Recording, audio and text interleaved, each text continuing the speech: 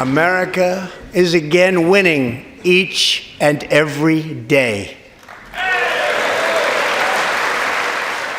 Well, I thought the speech was unusual from a historical perspective in that it was devoid of specific policy proposals. There was this sense where there were a lot of platitudes and kind of campaign slogan conversation, but then there were also kind of these partisan attacks. But none of them were very deep or thoughtful or detailed. Everything was somewhat at the surface, and it glossed over kind of the political moment we're in.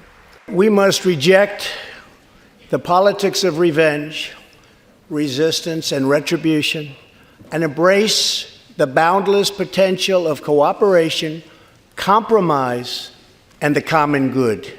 I do think that it's hard for him to legitimately put forward a call for bipartisan unity and compromise.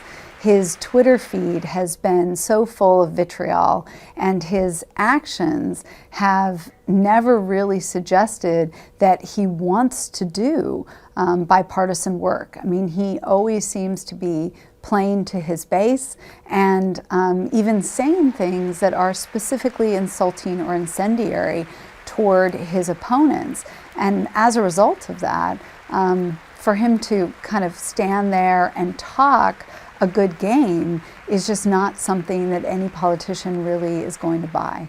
Well, the interesting part is it does move the 2020 narrative forward for him, because he was not necessarily speaking to those in the chamber. He was really speaking to the Republican base who was tuning in on television and watching him, and so much so that he's now announced a campaign kickoff in Texas, and he is planning to kind of take the themes probably around late-term abortions, probably around immigration, to his base and be ready to run. God bless you, and God bless America. Thank you very much.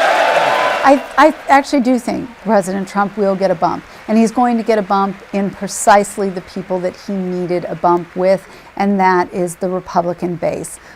During the shutdown, he started to lose Republican support. His overall approval rating fell into the high 30s. I imagine that we will see it kind of recover to the low 40s, and that will mostly be because Republicans moved from kind of being wary about President Trump and his direction for the country to now once again being pleased with what he's doing. I think Republicans were really looking for a moment to reassure themselves that this presidency is not irrelevant and is not falling apart in the wake of really what was a shutdown debacle.